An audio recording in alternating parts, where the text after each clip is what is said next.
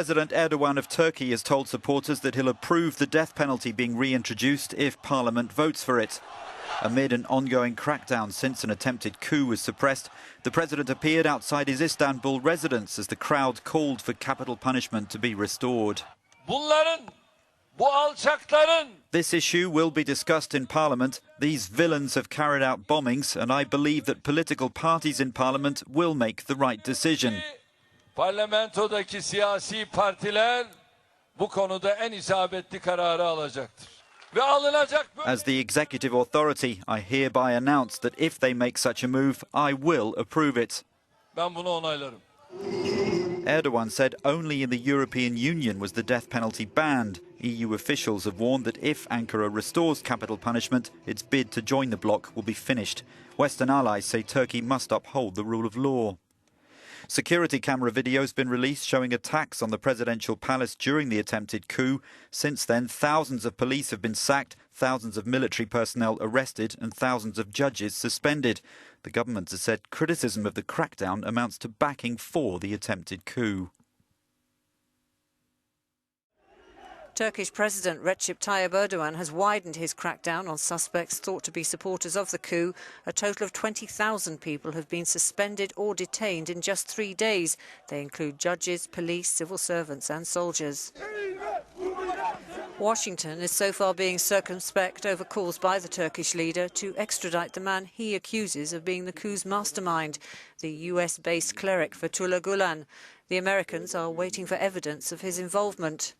Gulen denies any connection and instead accuses Erdogan of manufacturing the coup in order to purge all opposition within the country.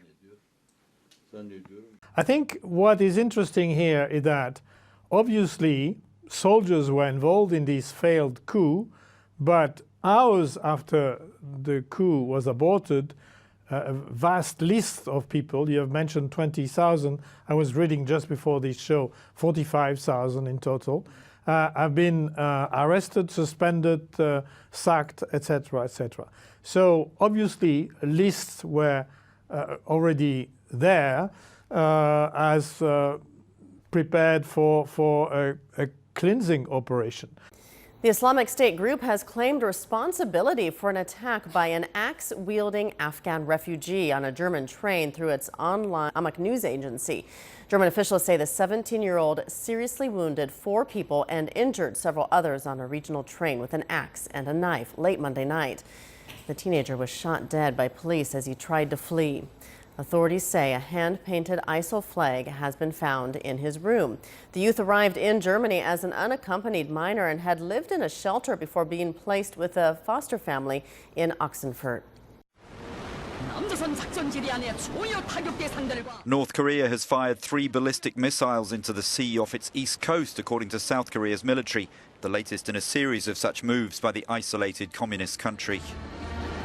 Analysts believe this was a political show of force on the part of Pyongyang's leadership rather than a technical experiment to improve the country's missile capacity. The missiles were fired at a distance of hundreds of kilometers, far enough to threaten the whole of the south. In Seoul, the Prime Minister told Parliament North Korea not only conducted its nuclear test, but has also been continuously launching ballistic missiles this year, which was a rare phenomenon in the past. The threat to our national security has grown very quickly in a short period of time. The launches came days after South Korea and the US announced a final decision to deploy an anti-missile system in the south to counter threats from the north. According to authorities on Tuesday, a police officer in Kansas City, Kansas, was killed after pursuing suspects wanted in a drive-by shooting. A manhunt is now underway for the shooters, hours after they gunned down Captain Robert Melton. The 46-year-old Melton, who is a 17-year law enforcement veteran, was also known for consistently wearing a bulletproof vest. The fatal chain of events began when a person called 911 around 1 p.m. to report multiple people firing at them from a car. Police arrived moments later, and one person was taken into custody while Melton pursued the car in a chase. The suspects then reportedly bailed from the vehicle and opened fire, striking Melton. Did a restaurant intentionally put shards of glass in a Columbus police officer's sandwich? Yesterday afternoon, right here at the Lincoln Cafe, that officer dropped by for a quick sandwich. He took one bite and realized he was chewing on glass. Earth has just experienced the hottest year since records began, according to a report by the United Nations. The UN World Meteorological Organization report confirms findings by NASA and the National Oceanic and Atmospheric Administration showing that for the first time on record, temperatures in 2015 were about 1 degree Celsius above the pre-industrial era. We've just had, obviously, the hottest year by a big margin. We've had the hottest 5 years, and we've had the hottest 10 years. There is no pause in global warming. A warmer atmosphere holds more water vapor and causes an intensification of rainstorms, and is also at the origin of other powerful weather events. In general terms, say that as a result of climate change, we do expect extreme events like heat waves, like heavy rainfall to increase. A massive heat wave is forecast to affect most of the U.S. next week, with temperatures rising up to 20 degrees Fahrenheit above average. Reports say a heat wave will begin in the Plains states and eventually spread to the West Coast, South, and Midwest by the end of next week. On Tuesday, the Baltimore Police Department said that a driver hit a parked police car while playing Pokemon Go late Monday night. The crash, which was captured by an officer's body camera, took place around 3 a.m. while police were outside the car. Officers from our Southeast District had just finished a call for service in the 2900 block of Eastern Avenue. Suddenly, a Toyota RAV4 struck one of the patrol cars that was parked at the location. The crash was captured on an officer's body-worn camera. Fortunately, the officer was not inside of his patrol car, and none of the occupants inside of the other vehicle were injured. The driver of the RAV4 told investigators that he was looking down, playing the Pokemon Go game, when he struck the patrol car. He hit my parked patrol car.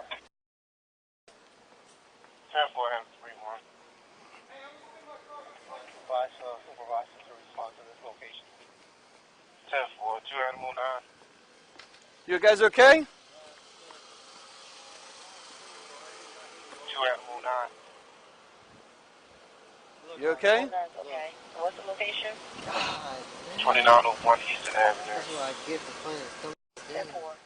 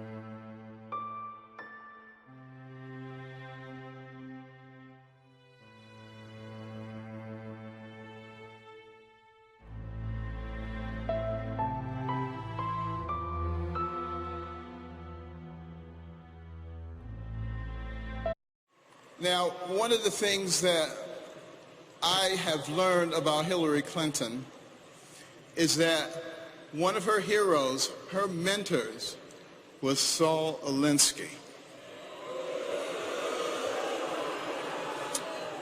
And her senior thesis was about Saul Alinsky. This was someone that she greatly admired and that affected all of her philosophies subsequently. Now, interestingly enough, let me tell you something about Saul Alinsky. He wrote a book called Rules for Radicals. On the dedication page, it acknowledges Lucifer, the original radical who gained his own kingdom. Now, think about that. This is a nation where our founding document, the Declaration of Independence, talks about certain inalienable rights that come from our Creator. This is a nation where our Pledge of Allegiance says we are one nation under God. This is a nation. this is a nation where every coin in our pocket and every bill in our wallet says, "In God we trust." So are we willing to elect someone as president who has as their role model somebody who acknowledges Lucifer?